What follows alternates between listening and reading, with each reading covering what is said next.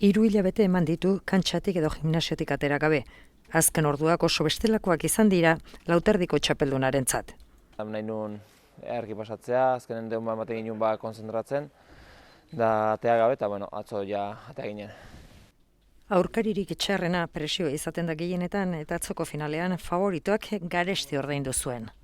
Egia esan horrek alde inditela, bai uste eskalte indiola, baina ni nire eskutan zen guzti egiten saiatu nahi zalik eta bekina.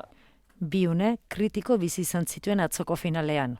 Hamar da 7 jarri ziteten momentu kritikoa zen, eta gero bestea 16 jarri nintzenen berriz beha 16 arte etorri zitzaitenen, bi momentuik ez da. 18tik 20 azkar joan izana erabakigarria izan zen. 20 nitunen, 20 ja gertu ikusten nuen, inda ez, baina gertu bai. Burutik gauza asko ez da, momentu txar asko, onak bai.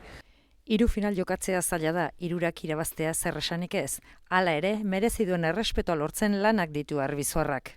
Udara nahi baino partio gutxigo, baina azkenen ni nire lanen saituot, ni eakusten nahi urten guztien regularra naizela, kompetitzen nahi naizela maila on baten, da horrekin gelditzen naiz ez da.